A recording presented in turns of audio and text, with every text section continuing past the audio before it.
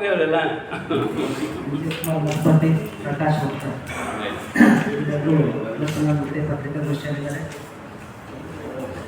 ಬಂಧುಗಳೇ, ಇವತ್ತು ಏನು ಕಲ್ಯಾಣ ಈ ಮಂಡಳಿಯಿಂದ ಏನು ಈಗಾಗಲೇ ಕಾಂಗ್ರೆಸ್ ಸರ್ಕಾರ ಬಂದಾಗಿನಿಂದ 2023ರಿಂದ ಪ್ರಸ್ತುತದವರೆಗೆ ಇಡೀ ರಾಜ್ಯದಲ್ಲಿ ಎಲ್ಲಾದರೂ ಅತ್ಯಂತ ಹೆಚ್ಚಿನ ಭ್ರಷ್ಟಾಚಾರ ನಡೆದಿದೆ ಅಂದರೆ ಅದು KKR ಅಂತ ಹೇಳ್ತಾ ಇದ್ದಾರೆ.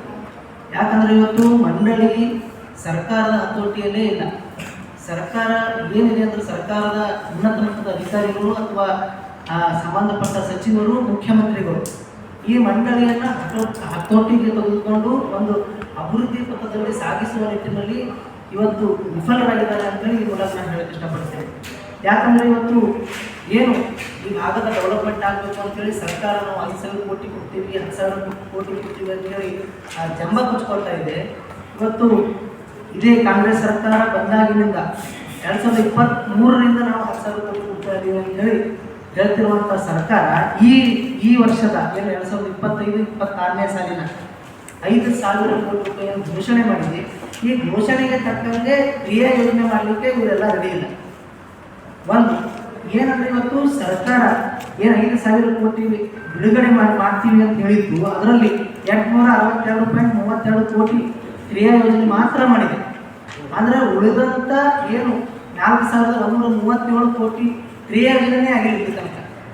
ಮಾರ್ಚ್ ಮುಗಿಲಿಕ್ಕೆ ಬಂದಿದೆ, ಫೆಬ್ರವರಿ ಮುಗಿದು ಮಾರ್ಚ್ ತಿಂಗಳಲ್ಲಿ 4,137 ಕೋಟಿ ಖರ್ಚು ಮಾಡಲಿಕ್ಕೆ ಸಾಧ್ಯ ಇಲ್ಲ, ಎಕ್ಸ್ಪೆಂಡಿಚರ್ ಮಾಡೋಕ್ಕೆ ಸಾಧ್ಯನೇ ಇಲ್ಲ.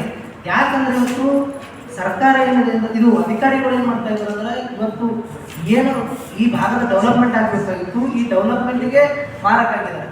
ಇದಕ್ಕೆ ಪೂರಕವಾಗಿ ಏನು ನಮ್ಮ ಭಾಗದ 42 ಜನ ಶಾಸಕರಿದ್ದಾರೆ. ಈ ಶಾಸಕರುಗಳು ಇವತ್ತು ಕೈ ಬಾಯಿ ಮುಚ್ಕೊಂಡು ಹೋಗ್ತಿದ್ದಾರೆ. ಇವರು ನೈತಿಕ ಹೊಣೆಗಾರಿಕೆಯನ್ನು ಹೊತ್ಕೋಬೇಕು. ಯಾಕಂದರೆ ಇವತ್ತು ನಾನು ಇದಕ್ಕೆ ಸಂಬಂಧಿಸಿದ ಶಾಸಕರು ಏನು ಮಾಡಿದ್ದಾರೆ ಸರ್ಕಾರದ ಹಿಂದ್ಗಡೆ ಪೇಜ್ ನಂಬರ್ 3 ಇದೆ ಸರ್. ಪೇಜ್ ನಂಬರ್ 3 ಇದೆ. ಅದರಲ್ಲಿ ದಯಮಾಡಿ 1, 2, 3ನೇ ಪಾಯಿಂಟ್ 2025-26ನೇ ಸಾಲಿನಲ್ಲಿ ಮಂಡಳಿಯ ರೂಪಾಯಿ 5,000 ಕೋಟಿ ಅನುದಾನಗಳ ಪೈಕಿ ಸರ್ಕಾರಕ್ಕೆ ಅನುಮೋದನೆ ಕೋರಿ 862.32 ಕೋಟಿಗಳ ಕಾಮಗಾರಿಗಳ ಕ್ರಿಯಾ ಯೋಜನೆಯನ್ನು ಮಾತ್ರ ಸಲ್ಲಿಸಿ ಅನುಮೋದನೆ ಪಡೆದುಕೊಳ್ಳಲಾಗಿದೆ. ಉಳಿದ 4,137 ಕೋಟಿ ರೂಪಾಯಿ ಕ್ರಿಯಾ ಯೋಜನೆ ಸಲ್ಲಿಸುವುದು ಬಾಕಿ ಇರುತ್ತದೆ ಅಂತ ಸರ್ಕಾರನೇ ವರದಿ ಕೊಟ್ಟಿದೆ, ಸಂಬಂಧಪಟ್ಟಂತೆ ಇಲಾಖೆ. ಅದೇ ಯಾಕಂದರೆ ಸರ್ಕಾರಕ್ಕೆ ಇವರು ಸಂಸ್ಕೃತಿಕ ಶಾಸಕರು ತಮ್ಮ ಕ್ಷೇತ್ರದ ವ್ಯಾಪ್ತಿಯಲ್ಲಿ ಯಾವ ಕಾಮಗಾರಿ ತಗೊಳ್ಬೇಕು ಅದನ್ನು ವರದಿನೇ ಕೊಟ್ಟು